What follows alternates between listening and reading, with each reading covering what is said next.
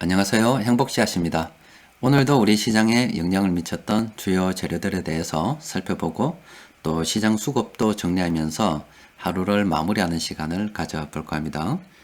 오늘 우리 주식 투자하는 사람들에게 가장 큰 영향을 미쳤던 재료는 바로 기준금리 인하에 대한 기대감이 아닐까 싶습니다. 우한폐렴이 계속 확산이 되자 사람들은 경기 침체를 우려했습니다. 그러자 각국은 경기 부양책을 통해서 사람들의 우려를 진정을 시켰죠. 그럼에도 불구하고 계속 우한폐렴이 확산이 되자 이번에는 각국 정부가 기준금리 인하라는 카드를 꺼내서 투자자들을 달래거나 아니면 이 경기 부양을 시도할 것이다. 이런 기대감이 솔솔 피어나기 시작했다. 이 말입니다. 자, 그럼 지금 이 시점에서 과연 현재 경기가 나쁜가? 요걸 먼저 한번 살펴볼 필요는 있겠죠. 관련해서 지표 몇 개만 좀 살펴봅시다. 지금 보시는 자료는 한때 우리를 괴롭게 만들었던 작년 여름쯤이죠. 우리를 괴롭게 만들었던 바로 미국의 국채, 장단기 국채 금리 차입니다. 이게 장단기 금리가 역전이 되게 되면은 이렇게 역전이 되고 난 다음에 그 이후에 이렇게 경기 침체가 왔다 이 말이죠. 이 회색 구간이 경기 침체가 온 구간입니다. 그런데 작년에 화면을 조금 당겨 볼게요. 작년 여름쯤에 이렇게 장단기 기준금리가 역전이 되는 시점이 있었습니다. 그러자 사람들은 이번에 장단기 금리가 역전이 되었기 때문에 앞으로 경기 침체가 오지 않을까 해서 굉장히 두려워했었죠. 그때 때마치 우리나라 같은 경우는 일본 수출 규제 뭐 이런 것부터 맞물리고 또 미중 무역 협상 뭐 이런 거하고 맞물려 가지고 굉장히 괴로운 시절을 보냈습니다. 여튼 지금 이 장단기 금리 차를 보면은 뭐 그렇게 우려할 만한 수준이 아니죠. 뭐 그런 우려는 지금 없다. 그러니까 경기는 그렇게 나쁘지 않다는 거고요. 또 테더 스프레드 레더를 가지고 살펴보면은 이게 변동성이 이렇게 심할 때 바로 이렇게 금융 위기가 왔을 때입니다. 그런데 이렇게 지금 현재는 뭐 그렇게 변동성이 심하지 않죠. 자, 경기가 그렇게 나쁘진 않습니다. 어떤 면에서 보면은 작년 한 8, 9월 달을 계기로 해서 그러니까 이 장단기 금리가 이 역전되는 요 시점에 요 시점 오히려 경기 저점을 찍고 지금 반등을 하고 있다. 그렇게 보시면 돼요. 또 그리고 우한폐렴이 일어난 지 뭐 그렇게 오래되지 않았고 또 실제로 이 경기의 여러 경제 지표에 영향을 반영이 되지 않았기 때문에 이런 경제 지표도 뭐 그에 대한 반영은 없습니다만은 현재 상황은 그렇게 나쁘지 않다는 거예요. 경제 상황이. 그런데 정부에서 우한폐렴 핑계로 경기 부양을 하고 이번에 또 기준금리까지 손댄다 그러니까 투자자 입장에서는 얼마 땡 잡았어요. 그렇게 해도 나쁘지 않다는 거예요. 그렇게 나쁘지 않은 상황인데 뜬금없이 우한폐렴이라는 게 툭 나타나가지고 기준금리까지 손대 버리니까 완전 땡 잡았죠. 그러니까 더 아픈 척 하는 거죠. 더 기준금리가 내려서 시중에 돈이 풀리면 주식시장에서는 나쁜 일이 없기 때문에 좋기 때문에 그냥 더 아픈 척 하는 거예요. 그러면 정부에서 떡 하나 더 주겠죠. 여튼 현재 기준금리 인하에 대한 기대감으로 인해서 지금 시장이 이렇게 오늘은 괜찮았다 이렇게 볼 수가 있어요. 그래서 좀 더 보면은 지금 현재 외환시장에서 달러도 일본 돈도 유럽 돈도 중국 돈도 계속 들어오고 있습니다. 우리나라로 들어오고 있어요. 단지 여기서 하나 주의할 점은 지금 이제 이 유럽 돈들은 예전에 들어왔던 수준만큼 어느 정도 근접했다. 그러니까 지금 어떤 면에서 보면 저게 분산 비율 정도라고 보시면 돼요. 우리가 수급 분석할 때 보시면 되는데 유럽 돈들이 이제 들어오는데 한계가 다 됐다. 그러면 앞으로 미국 돈이 좀 들어와야 되는데 과연 이 미국 돈들이 저 유럽 돈이 빠져나간 때 그 간극을 메워줄 수 있을 것인가? 우리가 이걸 조금 관심을 가지고 살펴봐야 되겠죠. 지금 해외 정시 쪽으로 보면은 지금 현재 동영상을 녹화하고 있는 이 시간 유럽 정시는 상승을 하고 있습니다. 또 그리고 어제 밤입니다만은 미국 정시도 나쁘지 않았고 또 그리고 중국 아시아 쪽도 현재 세계 정시는 다시 기준금리 인하에 대한 기대감으로 인해서 나쁘지 않은 그런 상황입니다. 자, 우리 시장 수급을 잠시 살펴보면은 오늘은 뭐 고만고만합니다.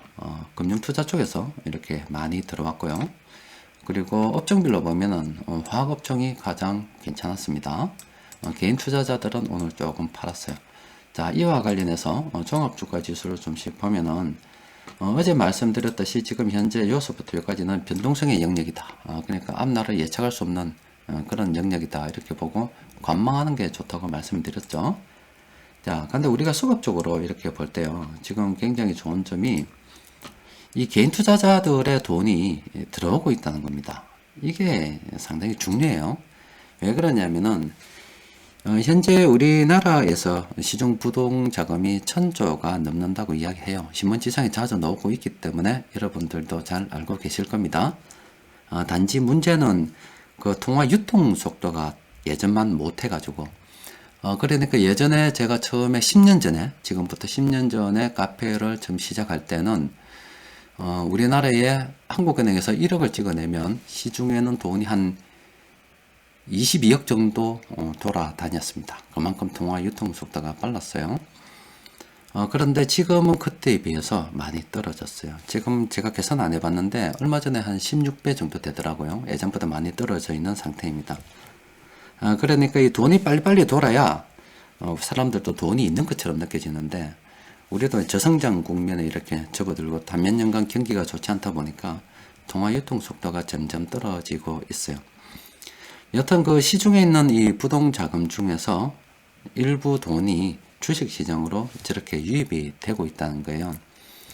자, 저렇게 개인들의 돈이 들어오고 앞으로 점점 더 들어오게 되면은 세력들 입장에서는 이 완전 눈먼 돈이잖아요. 개인 투자자들이 어떻게 주식시장을 떠나는지 예전에 말씀드렸죠. 개인 투자자들은 다 털어먹어야 나갑니다. 그러니까 저거는 결국엔 다 털릴 돈이다 이 말이죠.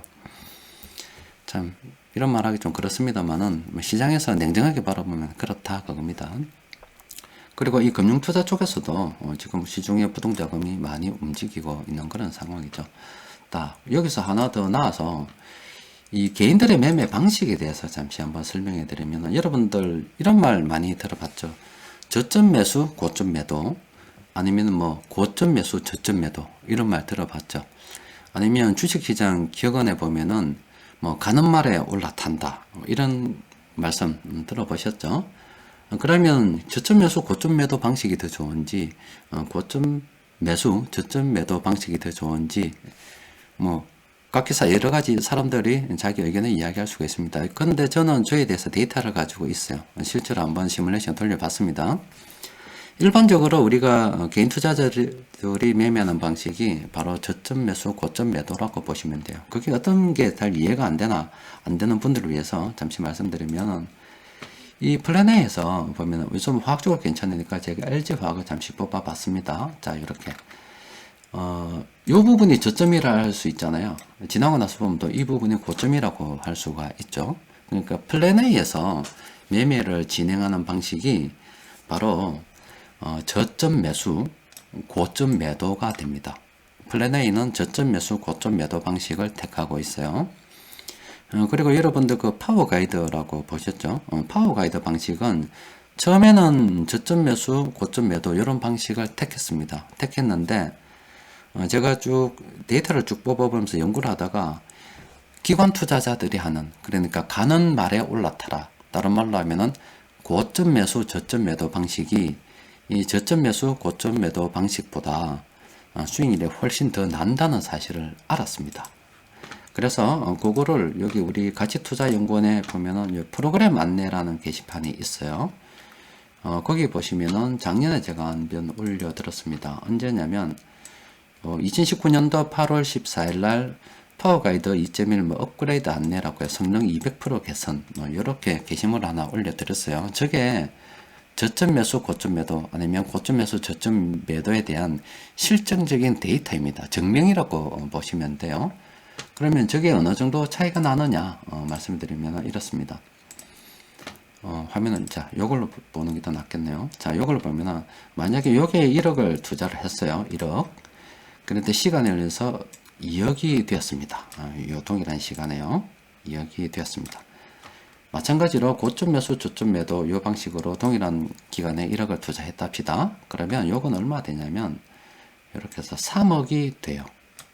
훨씬 더 많죠. 이게 1억이 2억 될 때, 요건 4억이 됩니다. 4억이 됩니다. 훨씬 많죠. 그러니까 요것보다는 결과적으로 봤을 때 2배 이상의 더 성과가 난다 이 말이에요. 그러니까 우리 개인 투자자들이 주가가 막 떨어질 때, 요즘 시장이 막 하락하니까 용감한 개인 투자자들 막 산다고 제가 말씀을 안 드렸습니까? 거기 저점 매수하려고 사는 거예요. 싸니까, 고점 대비 싸니까 사는 거예요.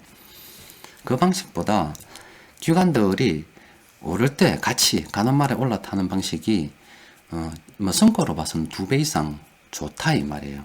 그래서 여러분들이 투자를 하실 때 가능하면 수급이 들어오는 뭐 그런 방식을 택하는 거죠. 그래서 제가 곰곰이 생각을 해봤습니다. 그 데이터를 놓고서 곰곰이 생각해 보니까 왜 그런 결과가 차이 나느냐 보니까 바로 회전율에서 차이가 있더라고요. 저점 매수, 고점 매도는 매수하고 난 다음에 지하수일로 떨어질 좀 더 저점으로 파고들 확률이 높고, 또 그리고 최초 투자해서 최종적으로 그 투자금을 회수하는데 걸리는 시간이 굉장히 길고, 지금 현재 파워가이드에서 하는 방식으로 가는 말에 올라타는 방식은 투자 기간이 일단 짧아요. 짧다 보니까 자금을 회수해서 또다시 재투입을 해서 계속 자금을 활용도가 높아진다 이 말이죠. 그렇다 보니까 그 회전율에서 차이가 나더라고요. 다른 말로 이야기하면 회전율을 높인다는 말은 같은 돈을 가지고서도 좀 더 효율적으로 더 많은 돈을 쓰는 듯한 효과를 나타낸다. 뭐 이렇게 보시면 됩니다. 뭐 이야기 나온 김에 뭐 저점 매수, 고점 매도, 고점 매수, 저점 매도도 잠시 설명을 드렸습니다. 자, 일단 오늘 그 시장은 그렇고요. 지금 자, 빠른 관심 종목으로 시가총액 상위주 순으로 잠시 살펴보면은 오늘 뭐 장중에서도 이렇게 화학주가 괜찮았잖아요. 요즘 LG화학 정말로 잘 나갑니다. LG화학 잘 나가고 나머지도 뭐 전반적으로 괜찮았습니다. 또 그리고 이렇게 봅시다. 수익률 순으로 정리를 해서 보면은 지금 로스웰이 오늘 상한가 같네요. 축하드립니다. 그리고 OCI가 11% 올랐습니다. 많이 올랐고, 보면 SKC가 지금 고점권으로 분석이 됩니다. 지금 요게 참모들이 이때 이것도 뭐 저점 매수잖아요. 저점 매수, 고점 매도로 이제 향해 가고 있는 중. 보통 이를 오를 때 더 사야 되는데 이건 반대로 한다 이 말이에요. 그러니까 SKC 같은 경우는 보유하신 분들은 서서히 분할 매도 관점으로 접근하시는 게 좋지 않을까 싶어요. 여튼 현재 우리 시장에서 살펴봐야 될 것은 이겁니다. 어제 마찬가지로 지금 신뢰에 대해서 생각해 봐야 되고요. 또 그리고 이 경기 부양에 대한 신호가 또 나왔다 아닙니까? 이번에 나온 경기 부양에 대한 신호는 바로 기준금리 인하에 대한 기대감입니다. 아직 정부에서는 기준금리 인하한다 소리를 하지 않았어요. 그러니까 사람들이 설레발 치는 겁니다. 또 앞서 경기 지표를 통해서 살펴보셨듯이 지금 사실은 경기가 나쁘지 않습니다. 오히려 작년보다 훨씬 나은 상황입니다. 그럼에도 불구하고 이 우한폐렴 핑계를 딱 잡고서 계속 우는 소리 하는 거예요. 그러면 기준금리를 한시라도 빨리 더 낮춰줄 수 있으니까 기준금리가 낮아지면 우리 시장으로 봐서는 훨씬 더 이득이기 때문에 계속 우는 소리를 하고 쥐어짜는 겁니다.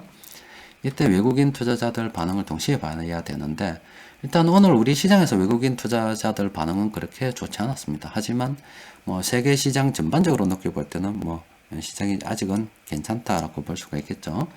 그리고 아직은 활발하게 움직이지 않습니다만은 정치 테마주 요 세 가지는 관심을 가져야 되고 또 여러분들께서 중국 관련주 또 미중 무역 협상 피해를 봤던 종목들 또 그리고 5G 관련주들은 또 여기 하나 더 더해서 의약품주들은 계속 관심을 가지고 살펴봐야 되고 시장은 결국은 반등한다고 보고 접근해야지 지금 뭐 앞서 벌써 말씀드린 것처럼 테더 스프레드가 위험을 갖다 이야기하지 않고 장단기 금리차가 위험을 이야기하지 않는 이 마당에 경기가 좋은 이 마당에 계속 간다고 생각하고 시장 상승에 긍정적으로 베팅을 해야지 이 우한폐렴이 왔다고 해서 의기소침하고 또 시장이 조금 떨어졌다고 해서 의기소침할 이유가 전혀 없습니다.